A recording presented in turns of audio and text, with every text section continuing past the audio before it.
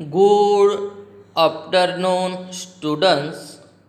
आज हम कक्षा 8वीं में विषय सामाजिक विज्ञान इस विषय में पाठ क्रमांक 1 भारत में यूरोपीय प्रजा का आगमन, इस पाठ को हम आज की वीडियो में समझेंगे।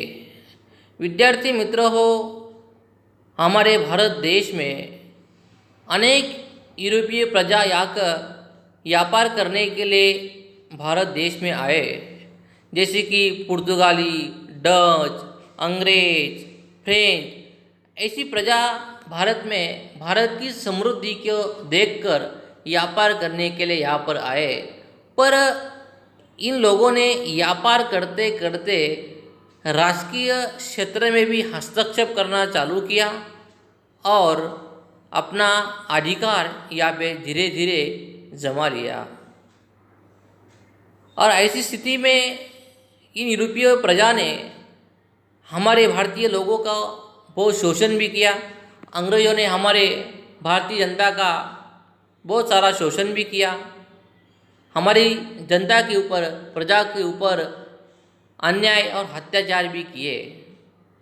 और हमारे भारत के स्वतंत्र सेनानी महान नेताओं ने ऐसी गुलामगिरी से भारत को आज़ादी दिलाई और 15 अगस्त 1947 को हमारा भारत देश आज़ाद हुआ। पर इसके पहले जो यूरोपीय प्रजा भारत में आई, उसका आगमन हुआ, वो किस प्रकार से लोग यहाँ पे आए और किस प्रकार से इन लोगों ने हमारे देश पर राज्य कारभार किया, शासन किया, उसके बारे में हम इस पाठ में समझेंगे। विद्यार्थी मित्रों, पिछली कक्षाओं में हम पढ़ चुके हैं कि वर्षों पहले हमारा देश संसार में अग्रिम पंक्ति पर था, सबसे आगे था। संसार में हमारे देश का महत्वपूर्ण स्थान था। देश विदेश के लोग हमारी संस्कृति और समृद्धि से प्रभावित हो रहे थे और संसार के बहुत से लोग हमारे देश में व्यापार करने, धन कमाने के लिए आतुर थे, क्योंकि भारत की समृद्धि और संस्कृति देखकर ये लोग व्यापार करने के लिए, धन कमाने के लिए भारत में आए। जबकि इसके पहले भी स्थल मार्ग से या विदेशी व्यापारी वायव्य सीमा से आते और व्यापार करते थे।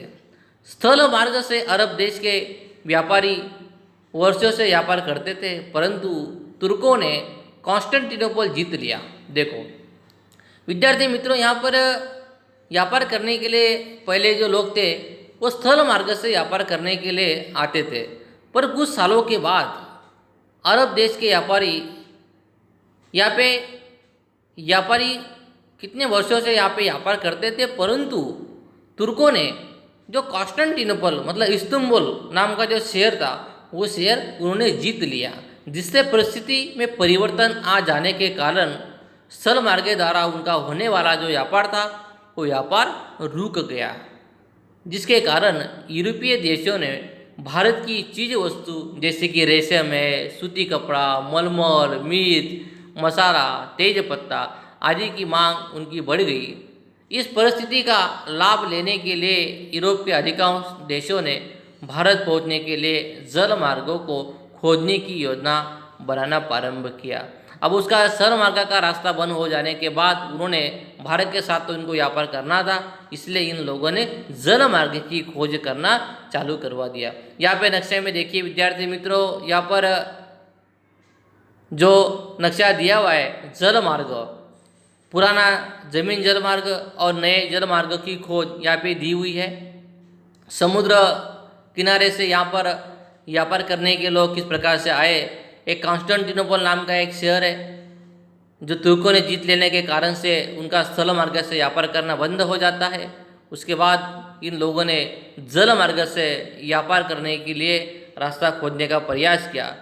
समय बीतने के बाद साथ ही यूरोप के अन्य देशों के साहसी नाविकों ने भारत आने वाले जल मार्ग खोजने की उन्होंने शुरुआत की और इसी प्रकार से क्रिस्टोफर कोलंबस नाम का जो वैज्ञानिक था, जो उन्होंने रास्ता ढूंढने का कार्य किया। भारत आने वाले जल मार्गों को खोजने का बीड़ा उठाने वाले अनेक साहसियों में एक इटली के रहने वाले एक प्रसिद्ध कोलंबस थे। उन्होंने जल मार्ग की खोज करने की शुरुआत की। उनका मानना था कि पूर्व में जाने के लिए पश्चिम दिशा से भी जाया जा सकता है। ऐसा क्यों विचार किया होगा, इस पर विचार करें। कोलंबस ईस्वी सन 1942 में भारत आने के लिए निकला, परंतु वह आकस्मिक रूप से अमेरिका जा पहुंचा। विद्यार्थी मित्रों, यहाँ पे 1942 की जगह पे 1492 है, उसमें गलती से 1942 हो गया है। कोलंबस 1492 भारत आने के लिए निकला था, परंतु वो आकस्मिक रूप से अमेरिका की तरफ जाकर पहुंचा। वो जब तक जीवित था तब तक स्वयं को हिंदुस्तान को खोजने वाला माना जाता था। आज भी अमेरिका के मूल निवासियों को रेड इंडियन और उसके किनारे के टापुओं को वेस्ट इंडीज कहा जाता है। उसके बाद अभी कोलंबस भारत के जल मार्ग की खोज करने वाले थे, पर वो उल्टी दिशा में जाने के कारण अमेरिका की तरफ चले जाते हैं। उसके बाद 1498 में वास्को द गामा नाम के एक खलासी आते हैं। भारत को आने वाले जल मार्गों को खोजने में सफलता प्राप्त करने वाला पुर्तगाली देश का निवासी वास्को द गामा था। उसका जहाज अफ्रीका के दक्षिण केप ऑफ गुड होप होकर अफ्रीका के पूर्वी किनारे मलिंदी पहुंचकर हिंद महासागर में आगे चलकर हिंद महासागर से गुजरता हुआ मुहम्मद इब्न मजी नामक खलासी की मदद से 22 मई सन 1498 में कालीकट बंदरगाह पर पहुंच जाता है। उस समय कालीकट के जो राजा थे जामुरियन राजा ने पुर्तगालियों को उस समय व्यापार करने की छूटछाट भी दी थी। Vasco da Gama Cape of Good Hope होकर भारत में कालीकट बंदरगाह पे 1498 में आ जाते हैं। वहाँ का राजा जामुरियन उससे व्यापार करने की उन्होंने परमिशन भी ले ली जाती है। ईस्वी सन 1502 में पुर्तगालियों ने व्यापार करने के लिए कालीकट में कोटी की स्थापना भी की। उसके चारों तरफ किला बनाकर अलकुर्क नामक एक सेनापति को उसका रक्षक नियुक्त कर दिया। अलकुर्क उत्तर दिशा में आगे बढ़कर ईस्वी सन 1506 में गोवा उन्होंने जीत लिया और 100 वर्षों में पुर्तगालियों ने मैंगलोर, कोचीन, लंका, दीव, गोवा और मंबू के टापू पर भी अपना उन्होंने नियंत्रित एक प्रकार से प्रस्थापित धीरे धीरे करवा लिया था। उसके बाद पुर्तगाली शासन का कुछ समय के बाद अंत हो जाता है। 17वीं शताब्दी की शुरुआत में पुर्तगालियों का व्यापार बंगाल की तरफ बढ़ने लगा। इस समय मुगल बादशाह शाहजहाँ दिल्ली की गद्दी पर था। बंगाल में उसके अधिकारियों ने पुर्तगालियों के दुर्व्यवहारों की शिकायत शाहजहाँ से की। परिणाम स्वरूप क्या हुआ, शाहजहाँ के आदेश से पुर्तगालियों की हुगड़ी की कोठी को वहाँ पे तोड़ दिया गया और उनके जहाजी बेड़ों को जला भी दिया गया था। इस तरह पुर्तगाली शासन का अंत हुआ और पुर्तगालियों का शासन केवल दीव, दमन और गोवा तक ही सीमित रहा, मतलब उतना ही एरिया तक मर्यादित रहा।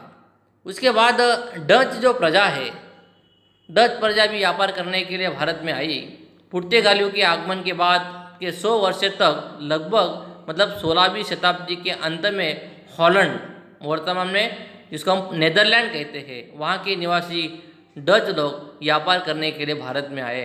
सर्वप्रथम पुलिकट मद्रास, जो वर्तमान में चेन्नई जो तमिलनाडु में है, उन्होंने यहाँ पर अपनी व्यापार करने की उन्होंने कोठी स्थापित की। ईस्वी सन 1663 में आगरा में भी उन्होंने कोठी स्थापित की। उसी समय अंग्रेज भी भारत में आए। डच अंग्रेजों के सामने स्पर्धा में वहाँ पर टिक नहीं पाए। भारत पर अंग्रेजों की नज़र किस प्रकार की थी? ईस्वी सन 16 में इंग्लैंड की रानी एलिजाबेथ के समय ब्रिटिश ईस्ट इंडिया कंपनी की स्थापना हुई। भारत के साथ व्यापार करके धन कमाने की इच्छा रखने वाली व्यापारियों की ये कंपनी थी, ईस्ट इंडिया कंपनी। और ईस्वी सन 1608 में पहला अंग्रेजी जहाजी बेड़ा भारत के सूरत बंदरगाह पर पहुंचा। भारत की धरती पर पैर रखने वाले प्रथम अंग्रेज हॉकिंस इस जहाजी बेड़ा के कप्तान थे। वो जहांगीर से मिलकर, परंतु अनुमति उनको प्राप्त नहीं हुई। उसके बाद आने वाले सर टॉमस रो ने जहांगीर से मिलकर सूरत में व्यापार करने की उन्होंने अनुमति प्राप्त कर ली।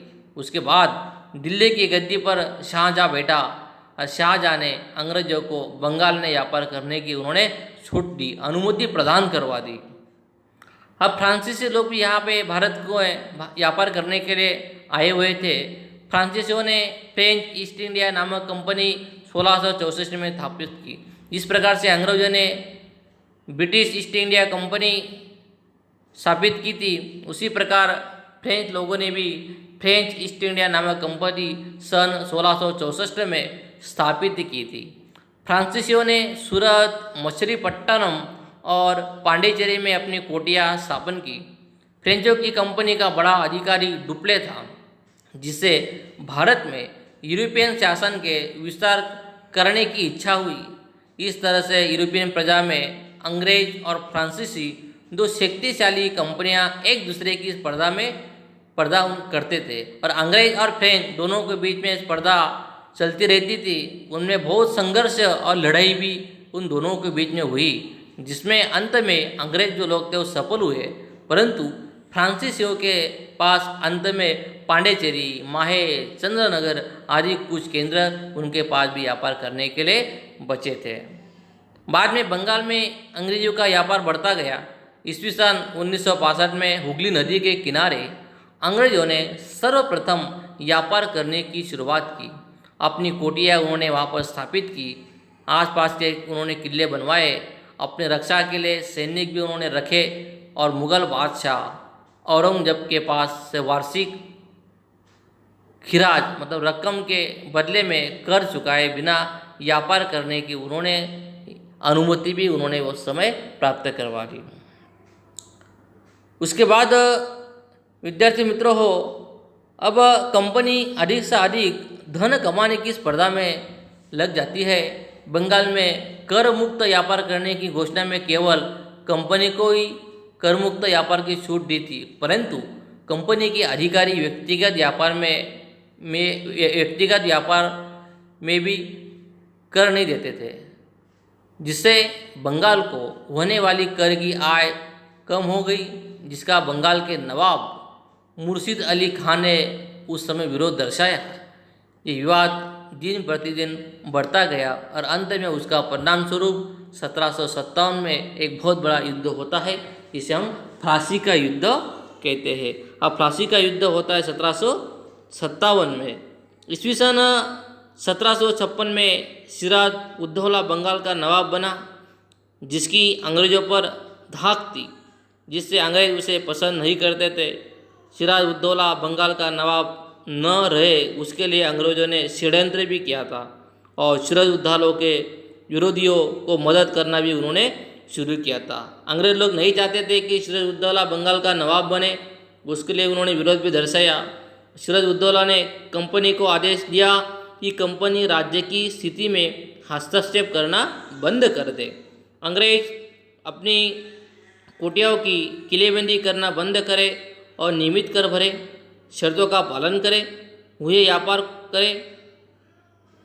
इस विषय पर दोनों पक्ष समाधान करने के लिए तैयार न थे, जिसने नवाब ने 30,000 सैनिकों के साथ लेकर अंग्रेजों की कोठी पर हमला किया, और नवाब की सेना ने अंग्रेजों को बंदी बना लिया और उनके जहाज़ों को वहाँ पे घेर भी लिया जाता है। अंग्रेजी सेना ने रॉबर्ट क्लाइव के नेतृत्व में जवाबी हमला किया, और रॉबर्ट क्लाइव ने सिराज उद्दौला के एक सेनापति मीर जाफर को नवाब बनाने की लालच देकर मदद की मांग भी की और उसे मना भी लिया। प्लासी के युद्ध में क्लाइव ने सिराज उद्दौला को पराजित करके उसे धोखे से मार दिया जाता है। भारत में कंपनी की यह पहली लड़ाई थी जिससे भारत में अंग्रेजी शासन की शुरुआत होनी थी, इसलिए ये लड़ाई भारत के इतिहास में एक महत्वपूर्ण घटना मानी जाती है, और इस घटना से भारत का इतिहास बदल जाता है। ये प्लासी का युद्ध जो होता है 1757 में, युद्ध होने के कारण और अंग्रेजों ने इस युद्ध को जीत लिया, इससे उनका भारत में व्यापार करने का रास्ता ज़्यादा से ज़्यादा साफ हो जाता है। वहाँ पे एक मजबूती की तरफ से वो लोग भारत में व्यापार करने लग जाते हैं। उसके बाद और एक युद्ध होता है जो बक्सर की लड़ाई हम उसे कहते हैं। प्लासी के युद्ध के बाद मीर जाफर को बंगाल का नवाब बना करके कंपनी ने अपनी इच्छा पूर्ण की। अब अंग्रेजी लोग चाहते थे कि सिराजुद्दौला की जगह पर मीर जाफर को हम बंगाल का नवाब बना देते हैं। कंपनी को ऐसे व्यक्ति की ज़रूरत थी कि जो उसके इशारे पर काम करे, परंतु कई बातों में मीर जाफर ने कंपनी का विरोध भी किया, जिससे कंपनी ने उसे भी नवाब पद से हटाकर मीर कासिम को नवाब बना दिया। अब मीर जाफर ने भी कुछ बातों में अंग्रेज़ों को विरोध दर्शाया, जिससे अंग्रेजी नाराज हो गए और उनको हटा दिया गया और उसकी जगह पर मीर कासिम को वहाँ का नवाब बना दिया जाता है। नवाब बनने के बाद मीर कासिम कंपनी को वो भी परेशान करने लगा। ऐसा मालूम होने पर ईस्वी सन 1764 बक्सर की लड़ाई द्वारा उसे पराजित कर फिर से मीर जाफर को दूसरी बार बंगाल का नवाब बनाया जाता है। ईस्वी सन 1765 में मीर जाफर की मृत्यु हो जाती है। उसके बाद क्लाइव स्वयं बंगाल का नवाब बन जाता है।